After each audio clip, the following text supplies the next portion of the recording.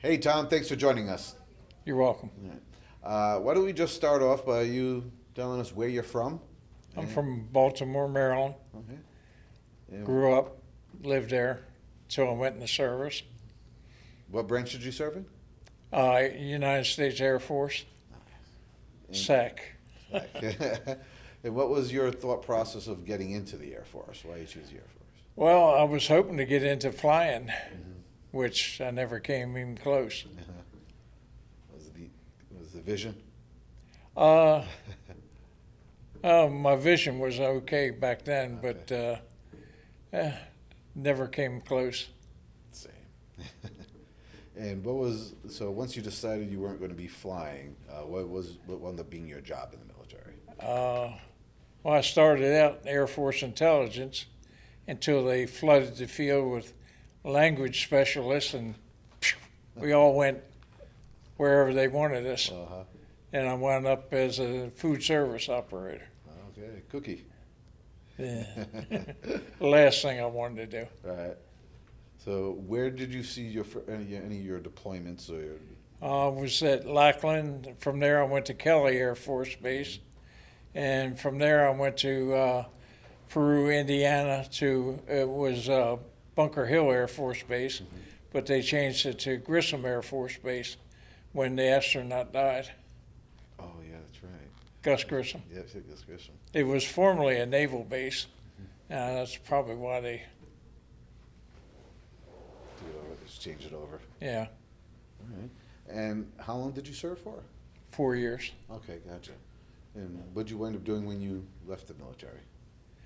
Uh, I went back to Sears Okay. for a while. I worked there in the sales and stock Back in Maryland. back to Maryland, yeah. And what brought you out to Florida? My daughter got me down here when I had knee surgery and it didn't go well, and I got all kinds of sickness, and I spent almost 2 years in the hospital, off and on, and all with COVID and the knee, and had to have the knee surgery again, same knee, and it was full of infection and everything, so that was bad news. So how long have you lived out here for now? I guess about 3 years. Oh, all right. First 2 years were almost in the hospital or something, and I wasn't real coherent for a while. So if you could do it all again, what would you do different? I don't know. I signed up before I was getting drafted anyway. I went in. I was a little older for most of the people I was in with, and that didn't go over real well because they were kind of like, eh. The old guy. Yeah. Okay. So let me see. So at the end of the day, you served in the Air Force. You went overseas for a little bit. Been over to what? You went overseas? No. I was in a SAC base. They sent everybody over to Vietnam and froze everybody on the base for 2 years. When the end of the 2 years, it was my turn to get out. They tried to send me to Alaska, which I heard was a bad choice that I said no. But they wanted me to extend for a year, and I pretty much had enough. Do you feel like your time in the service was able to impart anything inside of you? What's that? Your time in your service, did it teach you anything about yourself?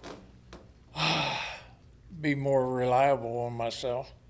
There you go. Learn to take care of myself, do for myself, and everything. Good. Of course, marriage had some of that to do, Of course. And are there And tell anybody, don't get married while you're in the service. To any of the local girls, Why is that? they don't work out very well. Understood. Go back to your hometown girlfriend which the one I left won't speak to me ever again. Oh boy, When I got married and all, she was like, oh, that's it. told my sisters to tell him to forget me. Don't ever call. And I was like, damn, I burned that bridge too quick. What does patriotism mean to you? And Taking care of my country. Try to take care of the politics, but that seems to be going the wrong way anymore. At least the last 4 years, 3.5 or whatever. truth. Good luck what's coming up next, right? And what message would you like to send to other veterans that are going to be watching this interview? Take care of yourself. Take good care of your health and all. That's probably about it. And don't get a knee operation when you're 80 years old. now, do you have experienced any loss as far as any fellow comrades that may have fallen through the service? I haven't heard or any of them that I served with since I got out.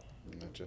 It was complete. Well, I was separated, being in the in-flight kitchen, so I was separated from the regular guys. All I had was one guy that we switched 12-hour shifts and all, and he was from Chicago, and don't know what happened to him. So I never kept in touch with anybody. I had one guy I thought I'd keep in touch, but when he got out, I don't know where he went. And all, I tried to find him and all, couldn't find him. I did try looking him up. I know, I forget which website it is, but I think it's buddyfinder.com. You can go up there and try looking for some of your old veteran friends. Yeah. Stuff. Great. Well, I mean, this is pretty much it. That's pretty much it. So I appreciate your time. I appreciate your stories. Being in SAC was like 3.5 years of basic training. Is that what it?